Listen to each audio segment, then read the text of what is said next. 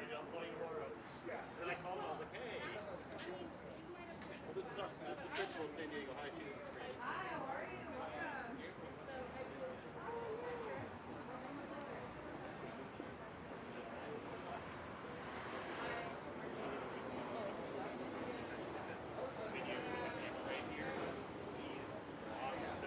Got you. Good, Mike. Whatever you need.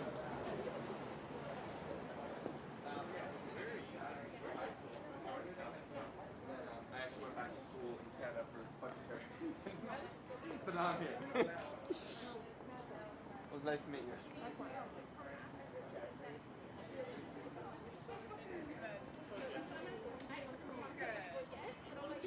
Getting ready.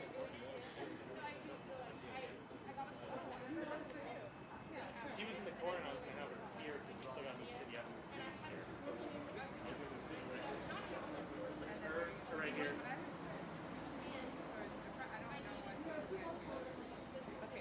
The three Congress guys are right here. Two Congress guys, one Congress lady. So, I'm just going to over here. Just trying not to take up the name.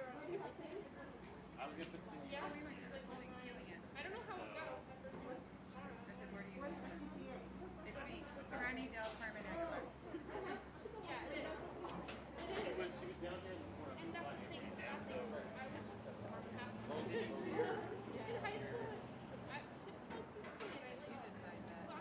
I grew colors. Come over so I can introduce really quick.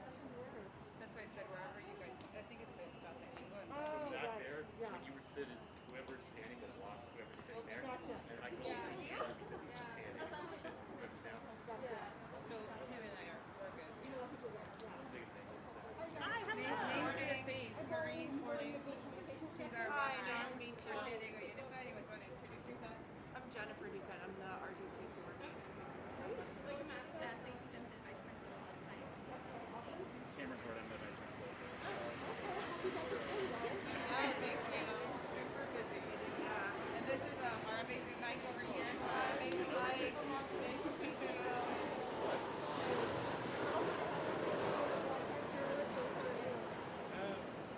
That's the angle. Perfect. Let me know if you need anything else. I'll go ahead and do round introduction real quick. So the staff over here, Congresswoman.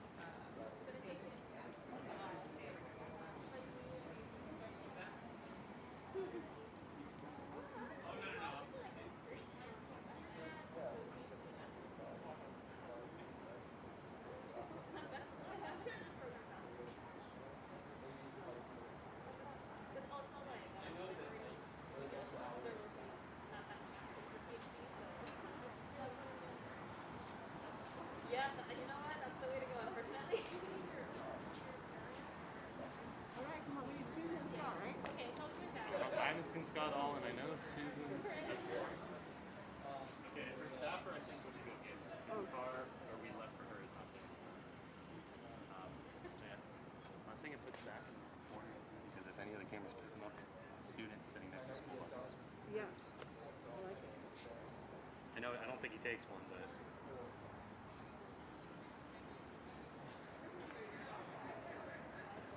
Aren't you glad you got through high school and college and having to deal with any of this? 120%. I got a buddy who just finished up his senior year on college, and he goes, I am so glad I squeaked through. He goes, I just would feel so bad. How's your daughter feeling? Because they don't go back technically for like another 2-3 weeks, right? She's back now. We already signed a lease on her place, so she's already back. But like they haven't started official school, right? Yeah. And then my other daughter's a senior. Yeah, in high school. Yeah. And my nephew was a freshman this year at Davis, so he only got a few months in the dorms, then he had to go home. He's in Hawaii. But, I mean, not a bad place to return home. Right. See, my buddy works on the works in Hawaii, and yeah, he got quarantined there. He's like, you're not allowed to leave the island. He's like, okay. Or if you go there, you're supposed to quarantine for 14 days before you, and they really bust people. I had a friend move there, and yeah, they had to stay for 14 days. They didn't screw around, but somebody who came at the same time they met on the trip busted it, and yeah, that's the person you heard about in the news. They weren't related to them at all. They just ran into them.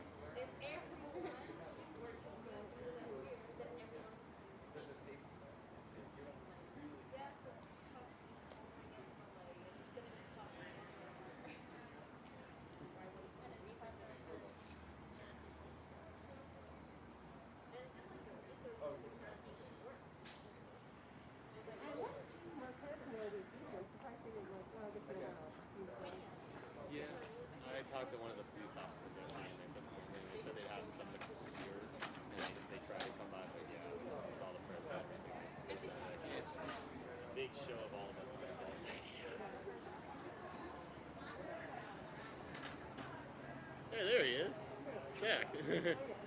I didn't recognize him.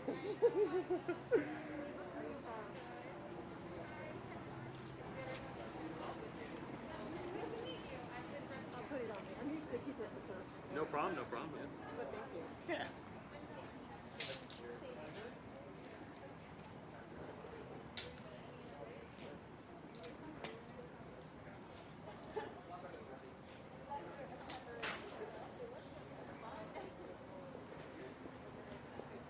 Are we 10 o'clock? What time you want to start? You want to wait? No, Susan's not here. Oh. I Or thought her Scott. o'clock. Is Scott here? Yeah. I don't think Scott Oh, was here. okay. We'll wait. Yeah. He kind of said 10, but we're like, it's 10:15. Yeah, I know. Gabriel made it. Okay. And who is it that has to leave at 10:30? One. He said he's fine with the Okay. yeah. So it's not so noisy, right? No, it's not too bad at all. And they're using pools. That's why we're doing a couple of Oh, okay. Everyone's going to use that. I guess the couple of Oh, okay. Huh. I think that's KTV. That's Kate. Oh. That's Fox. That's CBS. Paul said they were coming too. They were like, That's Fox right there. I see a guy who loves this stuff up there. I guess that's NBC. okay. Or wait, no, NBC's right there. So actually, that's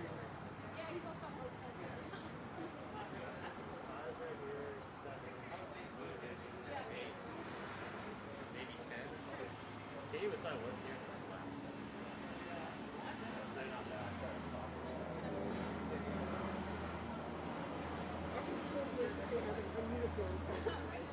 Really? We don't really want Poor guys.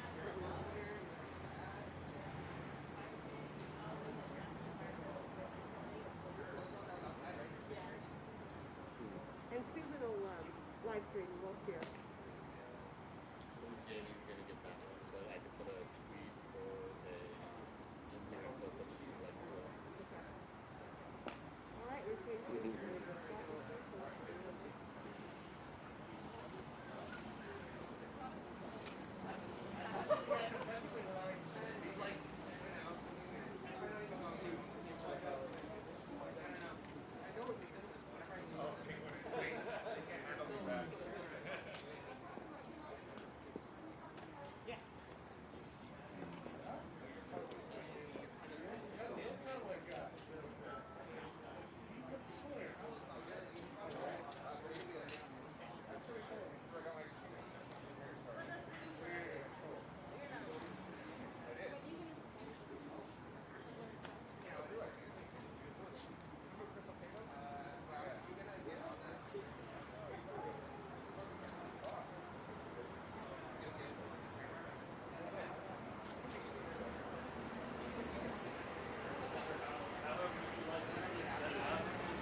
This is mainly where they'll be speaking, and this is where we'll be coming out. Another guy had his mic set up here.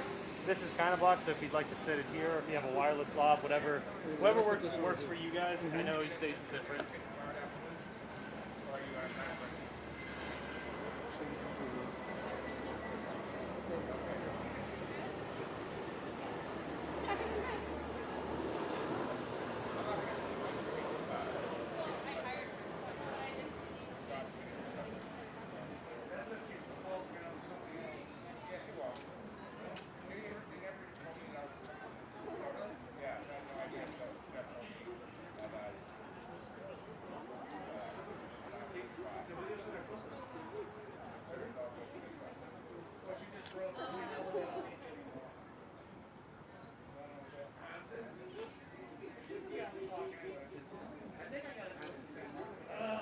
Hi, how are you guys? Good to see you. How are you? Glad to say I love this young lady here. Come on, keep on. I could tell. You want to sit you were here? Hey!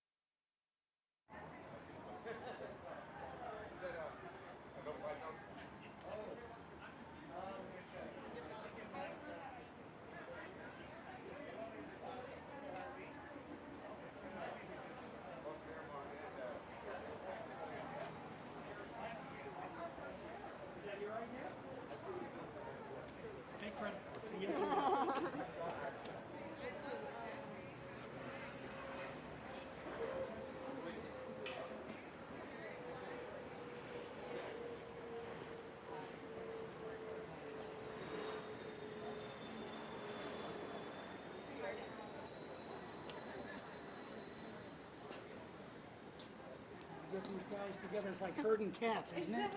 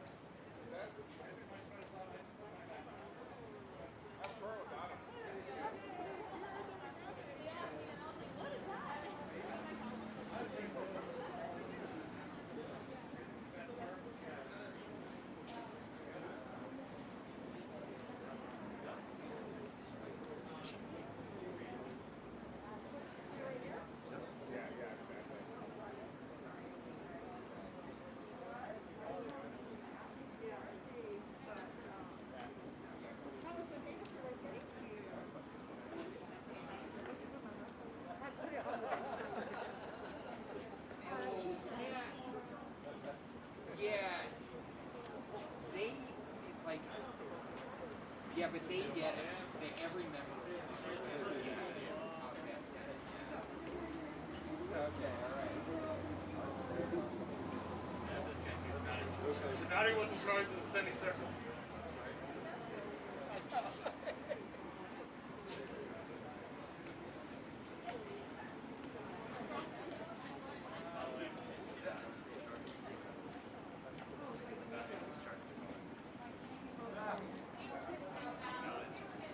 Congressman Peters.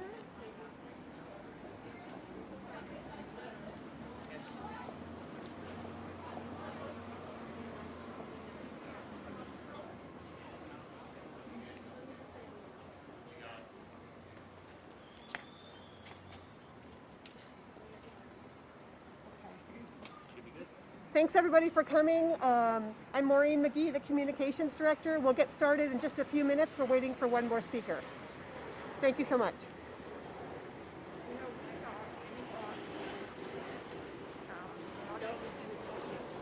That sound quiet? That did not sound quiet. Yeah, it didn't sound good. That didn't yet, right? That was very good. That was not that low an hour. He's at 10:25. Yeah, I think so. Mic check, 1, 2, 3. Yep, there we go. I know you did. Okay.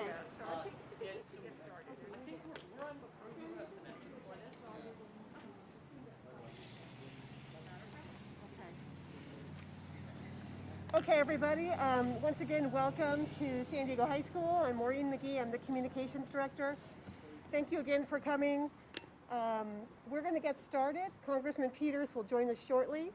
And just so you know, the order of speakers, Principal Del Carmen Aguilar will start, Congresswoman Davis, Superintendent Cindy Martin, Congressman Juan Vargas, Congressman Peters, our Board Vice President Richard Barrera, our board member Zachary Patterson, our first student-elected board member to the Board of Education, our San Diego Education Association President Keisha Borden, our PTA President Mahogany Taylor, and finally Gabriel Wezzo from California School Employees Association.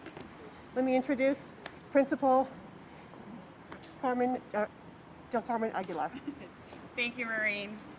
Good morning, everyone. I am Franny Del Carmen Aguilar. As the principal of San Diego High School, school opened in 1882, I am proud to welcome so many distinguished guests to our campus and for this important gathering. I am honored to introduce Congresswoman Susan Davis. Thank you.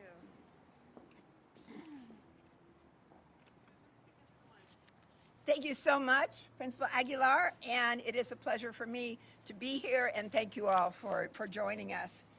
You know, this is the first week of school for many of our local school districts. But instead of taking pictures of our kids and our grandkids as they are dropped off for their first day of school, we are sitting at dining room tables and logging in to our computers, navigating new applications in this return to distance learning. We all want our schools to be open again, but we also want them to be safe. Our schools are vulnerable for many different reasons. The CDC's most recent guidance acknowledges that children are capable of spreading the virus, and we have yet to learn what long-term health ramifications there are for children who have been exposed. It's not just our children. It's not just our children or their families that we want to protect. It is also the 1.5 million teachers in our country who are considered at higher risk for severe reaction to the coronavirus.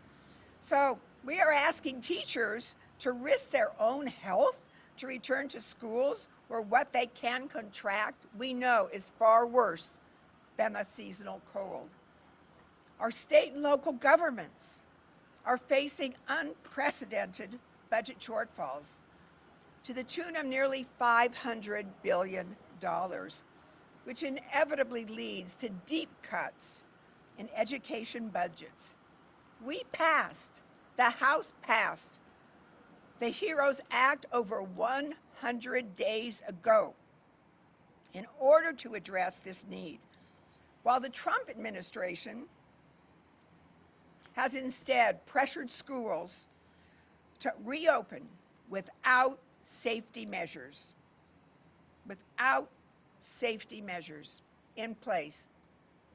Without the ventilation, repairs that are necessary, and without the funding to bridge the gap in state budgets. So at this unsettling time, as members of Congress, we don't pretend to have all the answers, but we do know much more needs to be done.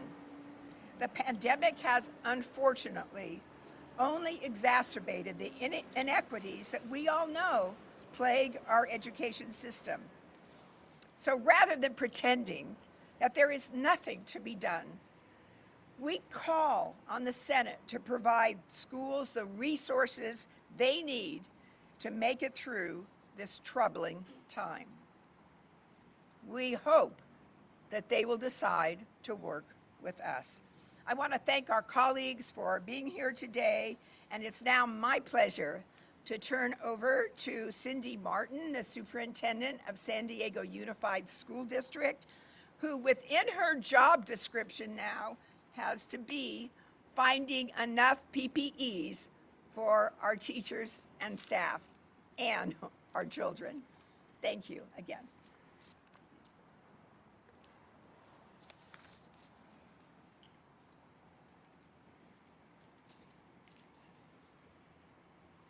I want to say thank you to Congresswoman Davis for being here, and all of the congressional delegation here. Thank you, Congressman Vargas and Congressman Peters.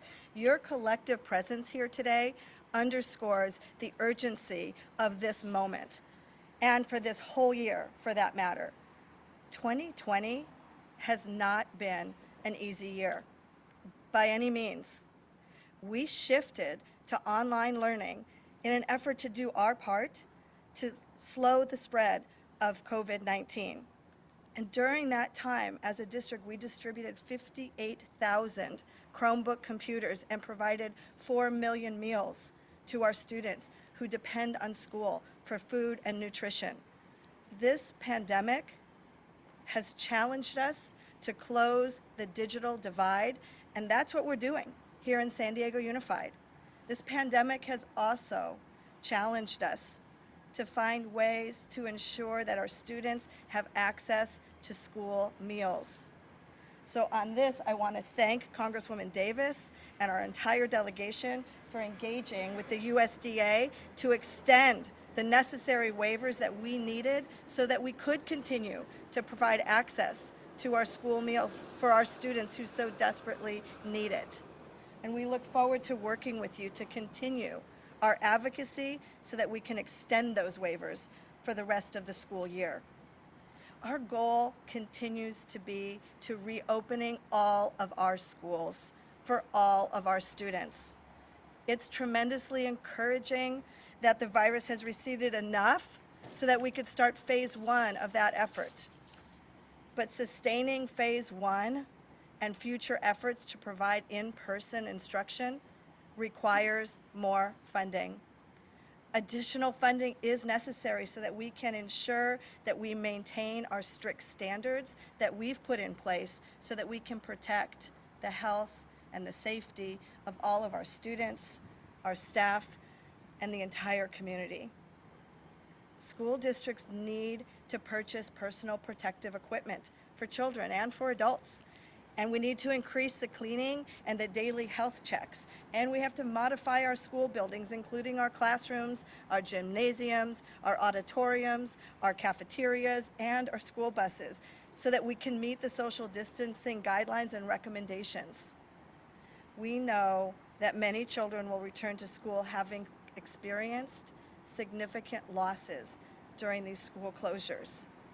The average student may have fallen behind 7 months academically, while Black and Latino students could experience even more learning loss. This is why we asked the United States Senate and Senator Majority Leader Mitch McConnell to save our schools and pass the HEROES Act. And to underscore this point and help us in these advocacy efforts, we have a visual message to the United States Senate, which can be found on our school bus yard, an SOS signal of buses, which stands for Save Our Schools. Our message is clear. This is distance learning to Washington, D.C. Our message is clear. Please help us save our schools. And with that, I'd like to turn it over to Congressman Juan Vargas. Thank you for being here.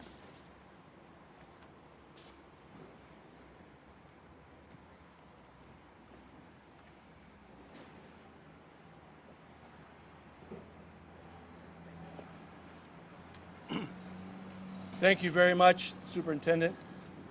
Appreciate your words and your leadership. I also want to thank very much my colleague Susan Davis, who has always been there for kids, always been there for schools, has been a real champion, and we're going to miss you so much in Congress, but you've been a real champion for all of these schools. And I guess also my good friend Scott Peters, who's here, and the rest of my friends and colleagues here. We're here to say, save our schools, and this can be done. All that the president has to do is quit pretending that this pandemic doesn't exist. It exists. We have the best students. We have the best teachers here in California.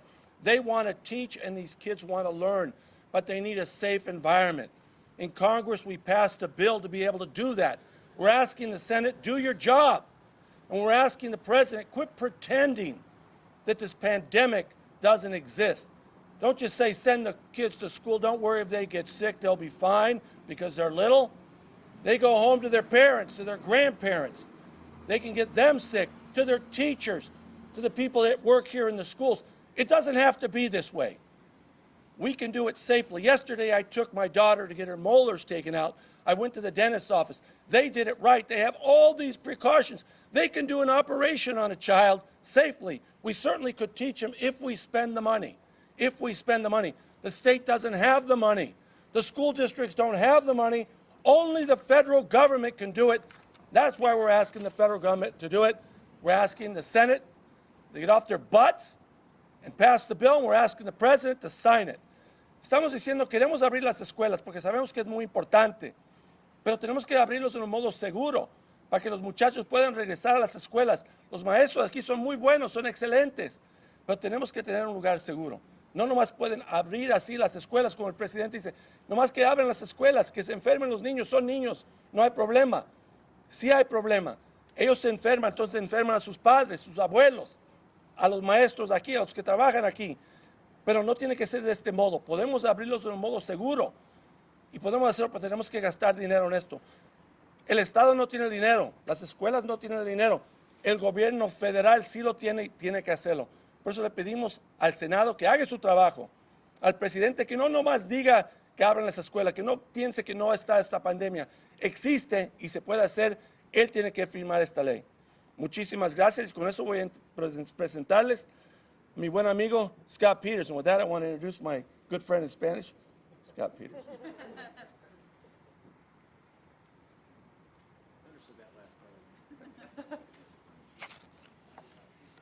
Thank you, Juan, and thank you to Susan for putting us together. Always our leader on education issues, as Juan said, and all the public officials here with us today. This pandemic has touched the lives of every American, but the interconnected world among children, families, and schools has faced particular challenges this year. Teachers and administrators have adapted lesson plans and teaching styles to suit online classes. Students have had to adjust to learning remotely as they lament the absence of seeing their friends every day at school, which is itself an important part of the education process. And many working parents are juggling their jobs to keep food on the table while also becoming an even bigger part of their kids' learning experience. This week is the first one back for many San Diego students. And while each school and school district's academic plan may look different, I wouldn't doubt they all took similar questions into account. Can students and teachers physically come back to the classroom? What kind of rules and tools are needed to protect staff and students to prevent the virus from spreading? What about hybrid style courses with some learning done online and some spent together at school? What if there's an outbreak and things change again? Are we prepared? Then come the issues surrounding accessibility and equity. Does every child have access to a computer? Does each home have reliable internet service? and are parents able to ensure their child is doing their work, supplementing that teacher-student interaction? Next, we think about how families are being asked to step up to the plate under unprecedented strain. Those able to work from home now face endless hours of child supervision and assisted visual learning. For frontline workers, the balancing act of working during a pandemic and the irregular demands to spend extra time guiding your children through their studies is extraordinary and unprecedented. And many families are also going through the financial hardship due to mass unemployment. And on top of all this, we should check in with our children during this turbulent time to make sure they're doing okay and to support their mental and emotional well-being. Now, while education is primarily a state and local responsibility, as Juan so eloquently emphasized, Congress owes it to our constituents to make sure that schools, students, and parents have everything they need to ease these burdens. The federal government should help strengthen remote learning, support families, and fund the safe reopening of schools, and that's why over 100 days ago, the House passed the HEROES Act to provide schools the resources they need to cope. That's $90 billion to stabilize the public education system and help state agencies and school districts maintain current services, including preventing layoffs, too large class sizes, and cuts to academic programs and mental health services. Also, $1 trillion in state and local funding to prevent any slashes to public education, with $58 billion in emergency funding for K-12 schools to cover unexpected costs crucial to reopening, like PPE, like cleaning, sanitizing supplies, and making accommodation for high-risk students and educators.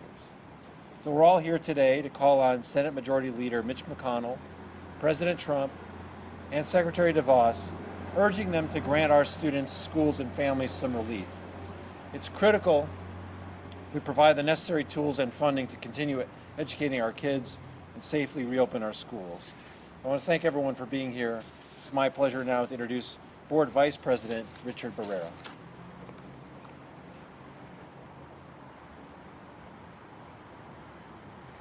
Thank you, Representative Peters. You know, as we listen to our local representatives, Susan Davis, Juan Vargas, and Scott Peters, I'm struck by how clear our local representatives are in understanding what's actually happening here with our students, with our families, with our schools, and what a contrast that is to the total disconnect that we get from the Trump administration and from the Republicans in the United States Senate.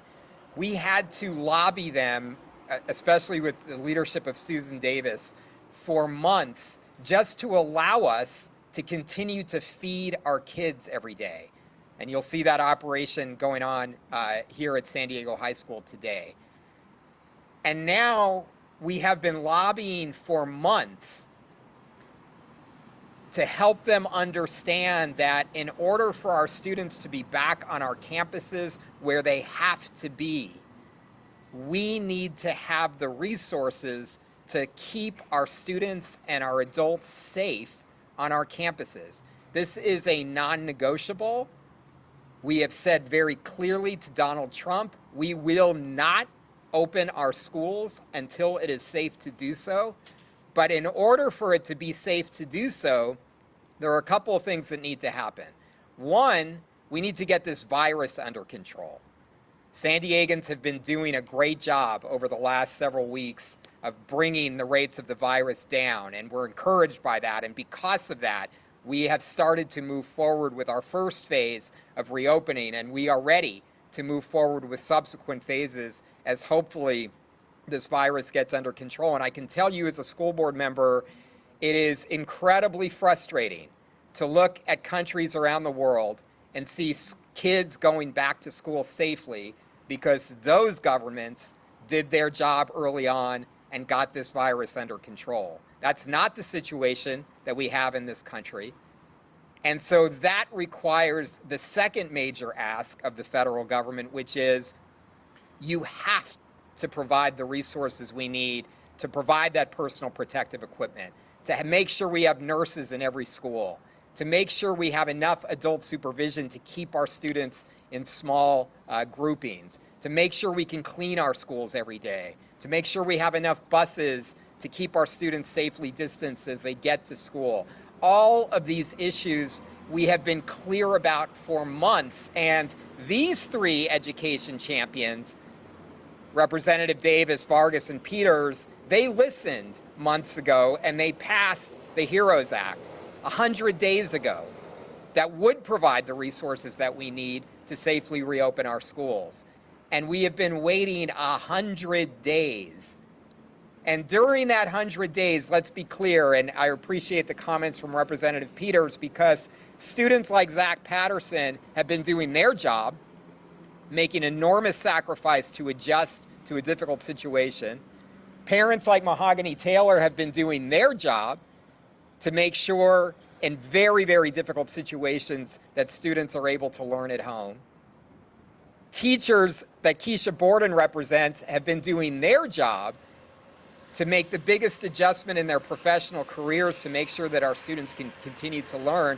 Franny Del Carmen, our principal at San Diego High School, has been doing her job getting this school completely ready, and her other colleagues in our other 200 schools around this city. Superintendent Martin has been doing her job to get this system ready to go, and while we've been distributing 58,000 computers and hooking students up to internet access and distributing 4 million meals, everybody in this community has been making the best of a very difficult situation because it's what our kids need. And we've been waiting 100 days for Mitch McConnell and Donald Trump to do their jobs, and we cannot continue to wait. And let's be clear, this is not just an issue about this year. When we see the decline in state revenues that make up 80% of funding for public education, and we think about what this is going to look like the next year and the year after if the federal government doesn't step up, we have already seen 500,000 educators in this country lose their jobs. We are looking at over 500,000 educators in the state of California alone that could be losing their jobs going forward. And what does that mean for our students? The federal government has to act. It is entirely possible for them to do the right thing, pass the HEROES Act, and let all of us continue to move forward, not just in San Diego, but around the country. And I want to now introduce our incredible elected student board representative from University City High School, Zachary Patterson.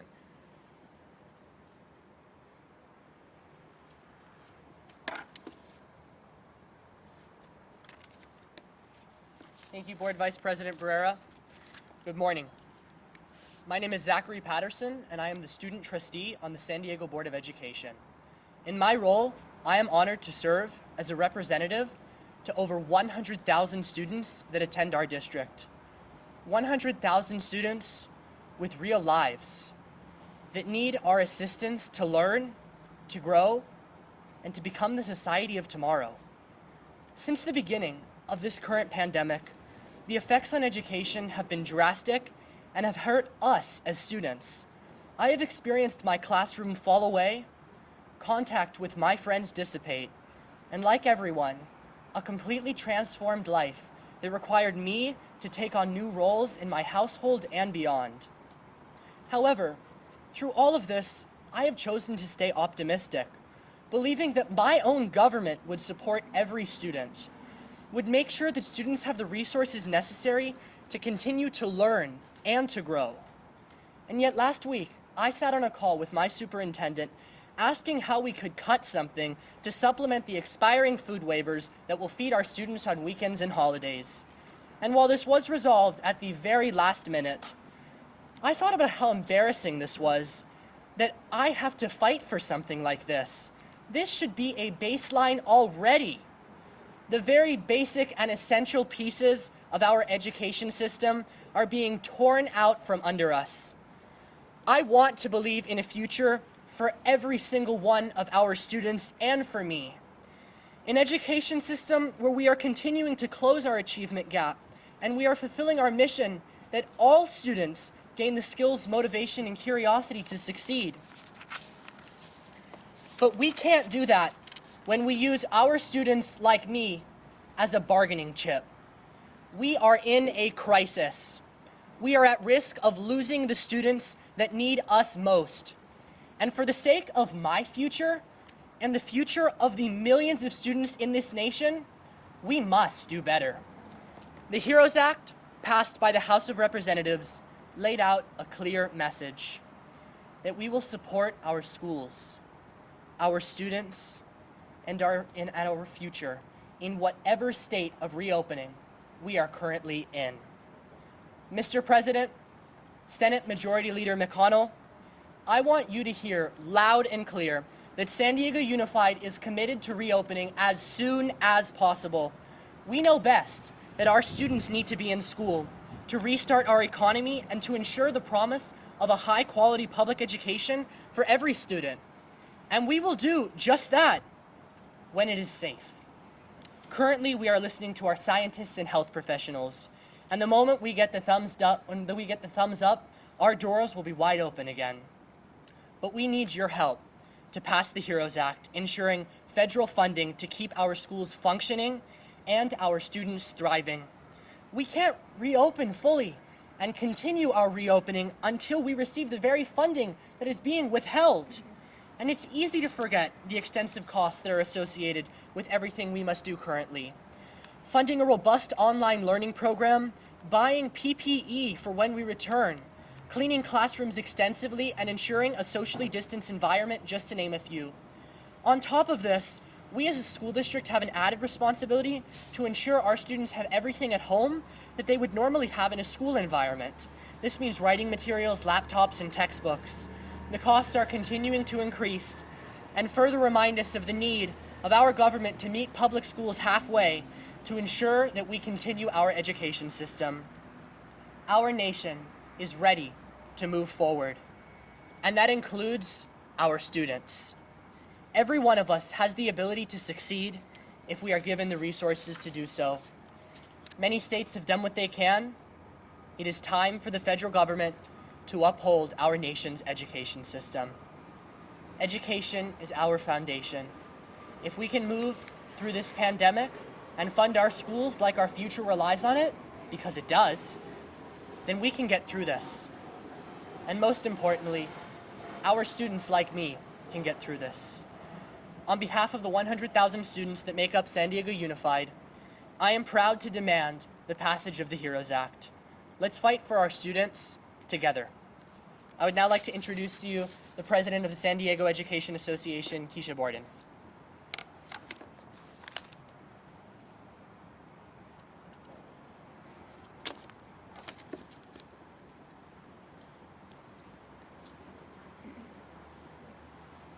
Thank you, Zach.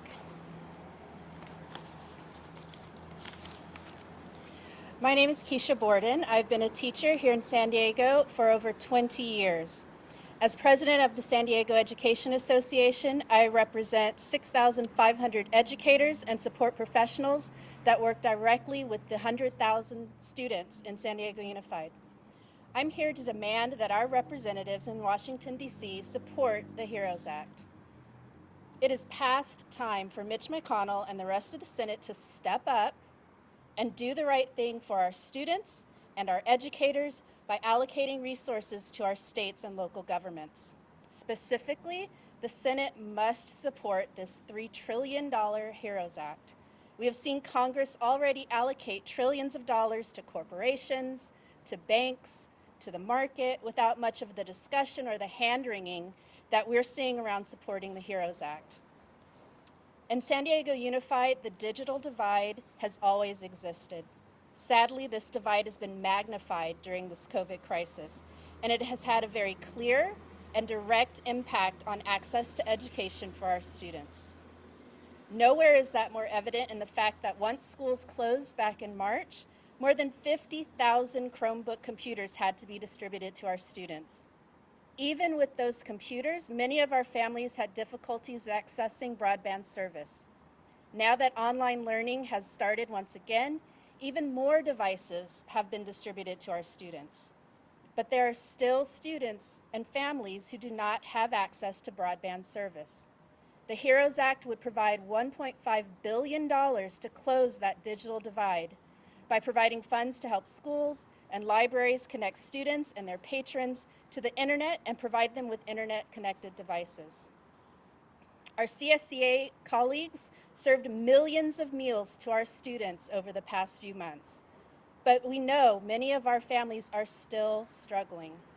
The extended unemployment insurance and housing and food supports contained in the HEROES Act will go a long way in supporting our struggling families. Our schools were already facing a deficit before the COVID crisis. Response to the crisis has added millions in additional expenses.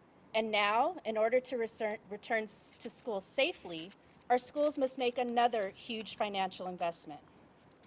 In order to open safely, our schools must have deep cleaning and continuous cleaning of all learning environments. There must be accommodations to allow for social distancing. There must be daily health assessments when entering campus. Students and school employees need sufficient PPE. We must have nurses and medically trained personnel to assist and monitor student and employee health in collaboration with our county health departments. And the mental health counseling and some emotional support by trained counselors for our students and staff in the school community who have been deeply affected by the trauma brought in by this crisis.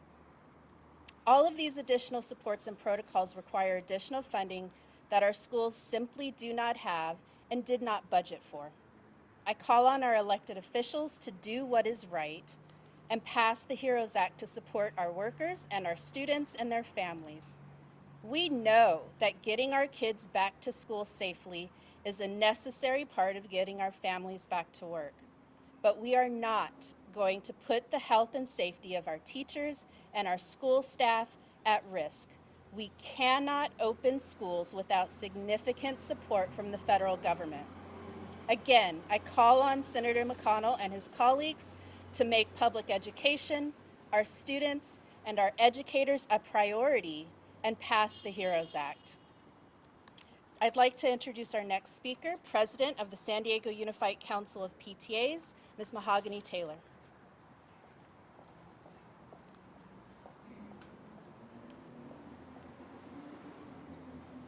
Good morning. The San Diego Unified Council of PTAs is proud. Good morning. The San Diego Council of PTAs is proud to lend our support and voices in advocating for increased federal funding for schools and states. Federal funding is needed to ensure students and educators have a safe and successful school year. The school year is underway. Our children and families need to know that it will not be cut short due to lack of funding. Districts have spent millions of dollars to provide students with protective equipment, computers, hotspots, and other student supplies. The state of California has provided funding, but a portion of the funds are deferred. Schools will not receive these funds unless the Senate and the federal government include financial support for states. PTAs across the nation are asking the Senate to pass the HEROES Act. This funding is essential to addressing critical needs to reopen schools safely and serve all students throughout this academic year. We recognize the devastation facing state and local economies. As schools continue to open, families living at or near poverty and students with disabilities will need significant support. PTA is asking Congress to provide additional funding for the Individuals with Disability Education Act and Title I to help schools districts address the complex needs of students under these programs. States and school districts need funding to support family engagement centers. There are many families that are essential workers, frontline medical providers, and do not have the ability to work from home. There are families that do not speak English or have reliable internet. As families continue to be their child's primary in-person support while virtual learning happens, they need our support. PTA remains committed to advocating to safeguard the health and safety of our children and make sure students, families, and schools have what they need during these challenging times. And I'd like to bring back Congresswoman Susan Davis. Thank you. Thank you very much. I want to thank our presenters because I think they presented from the work that they're doing, from their professionalism, so many points that are just absolutely critical to this discussion. And now I want to open it up and see if there are any questions out there, and we have a number of people who might be able to respond. Thank you. Oh, absolutely. Gabriel, please come on up.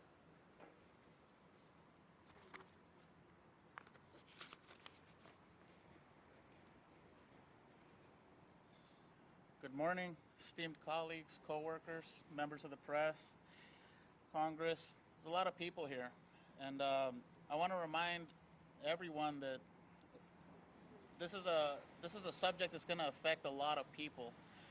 You can throw out numbers and you can say 100,000 kids. You can say tens of millions of people in California, second largest school district. At the end of the day, these kids go home to a specific house, and that may be children of a fireman, children of a police officer. It affects the entire community. My name is Gabriel Wessel. I'm here from California School Employees Association, which is our classified staff. I'm trying to shed a light from people that never left, people that never got shut down. We were deemed essential workers. And it's not the first time. Whenever there's wildfires or anything that's a major disaster, major thing that needs first responder personnel, we're deemed to do specific tasks like bring food, bring shelter, do the response, get started for our online educational platform. These are our freezer workers, our multiple warehouses, our distribution staff. There's a lot of things to address here, and it's not a small scale issue, and I don't want to put this on one party or the other party or make it a political debate, because if you look at a hockey puck and people are throwing it back and forth, that hockey puck is going to get beat up along the way, and that's not what we're here for. We're here to address that this is a large scale issue that affects everyone involved. It doesn't discriminate whether you're a certain creed, religion, race, background, or social class. This is something that is needed, and the leadership is needed on multiple levels. Whenever you have a large, complex issue, you have to get with colleagues. You can't stand and point the finger from one place to another. We stand together and we work on common goals. This is about the children. This is about education. This is about public education that cannot be further cut and thrown by the wayside. We're asking for your help collectively to address an issue that's very near and dear to a lot of people. Our most vulnerable people are the children. We deliver bus passes for homeless children that are our students. There's a lot of kids that depend on those meals that we distribute. When you see one of those trucks and it has 4 numbers on it and people don't really pay attention to it, that's our distribution staff moving food.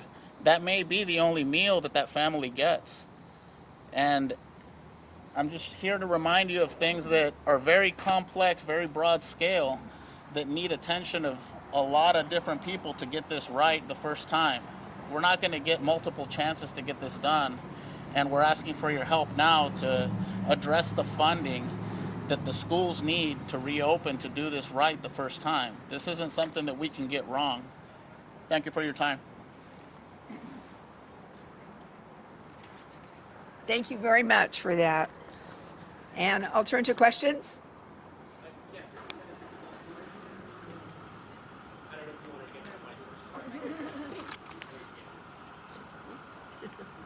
Yes. So just specifically, could you outline exactly how dire the situation can get in the school district if this money is not in time, essentially? Is the district at all saving any money without operational costs if buildings are closed? Can you kind of paint that picture for us about why specifically the federal money is being? The clock is ticking. We all know the precipice that we're on the edge of at this point. When we see across the country, here in our city and California and across the country, how the funding is cut because the revenues are down. So we know in the future what we're going to be facing. One of our colleagues said millions of people are going to be affected in terms of their jobs and being able to retain adequate staffing. counseling services, nursing services, physical changes in the building, and the kinds of costs that we're experiencing, $30 million alone to shift to online learning in the spring. Now to continue that online learning as we open our schools now costs money. The costs in terms of the software licenses, additional computers. We had distributed 53,000 computers up through the spring. Now we're up to 75,000 computers. Wi-Fi hotspots. We're finding more families that in the spring didn't need that. They need that now. We have low-income families have turned into no-income families. Additional supports are needed now to keep this online going. So there's money we're spending for this more robust online learning experience, money that we're spending to make that work, and then money that we need to spend for the physical reopening, retrofitting our classrooms, the filters that are going to be needed in filtration systems, the PPE, as we've all been talking about. We've authorized $11 million already in personal protective equipment to be ready for that physical reopening. So we got to do both things. Invest in the online learning, money being spent right now, money already spent, more money being spent, and then money being spent for that physical reopening. And then specifically, the HEROES Act versus obviously what the Senate was trying to come up with the HEROES Act. Why is the district kind of tying their wagon, hitching their wagon to the HEROES Act specifically? Would the district be content if it's the HEROES Act instead that is passed with federal money sources as well? The HEROES Act clearly lines out what's necessary for public schools across the country. This is a national emergency and requires that national response, and the thought that went into the HEROES Act, they really understood the issues of what's necessary for the full funding of all schools across the country to get through this pandemic in a way that does not solve these budget problems on the backs of our kids. We need this funding and this investment now.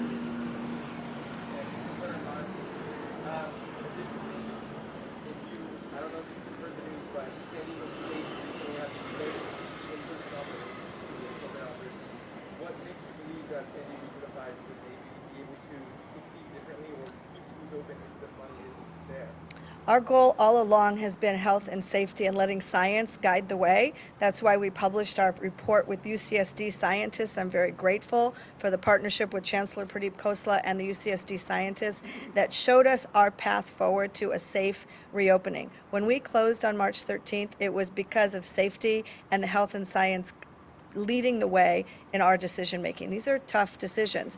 So to open, we need to follow those same safety, health guidelines by the scientists. The scientists show us the path forward, and it's an old expression, you go slow to go fast. We wanted to have every step of the way towards reopening to be the safe step forward. That's why our phase 1 that we just started to talk about recently is to do it very safely, appointment-based, teachers understanding best where the learning loss is occurring and giving students those in-person opportunities in the safest way possible. And who determines safest way possible? The doctors, the physicians, the epidemiologists, the virologists, the infectious disease specialists, the people that understand the airborne aspect of this virus. They are guiding us and showing us how to effectively and safely, carefully, gradually open our schools so that every step forward is a solid step forward and not slipping backwards. And as a follow-up, the money from the CARES Act typically was received. PPE has been mentioned as one of the main, I guess, resources that money would be allocated towards. But in San Diego specifically, there's a lot of ESL students, English second language, or second language programs. Would there be money going towards those students who are struggling right now, learning English or a second language in general? From day one of this pandemic, all of our decisions have been focused on how do we make sure that equity is at the center of this. And when we say equity, we talk about students most in need getting the most amount of support. And so when we talk about English learners, what are they needing to be able to thrive and keep their learning going forward? We've been very clear on learning loss from the very start of this pandemic. Our advocacy at the state and federal level has been to address the students most in need, are going to be most affected by this, and English learners are in there. Mm-hmm.